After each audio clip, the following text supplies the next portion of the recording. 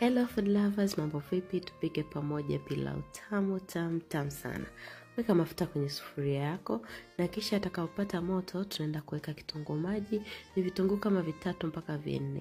Utakaanga mpaka vianze kuwa na rangi ya brown na kisha tunaenda kuweka binzari nyembamba pamoja na punje za iliki. Baada ya hapo tunaenda kuweka kitunguu saumu na kisha tunaenda kuweka pilau masala. Utaweka kiasi unachopendelea, alafu tunaenda kuongeza Mama Sita's oyster sauce.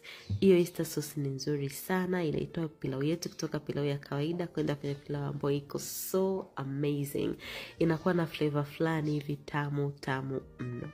Na kisha utachanganya na kukaanga dakika chache, alafu tunaenda kuweka viazi mviringo, alafu tunaenda kuweka njegere. Hizi ni njegere mbichi kabisa ambazo zimegandishwa, lakini unaweza ukatumia zilizochemshwa kama ni kitu ambacho unakipendelea, lakini hata njegere mbichi zinaiva kama kawaida.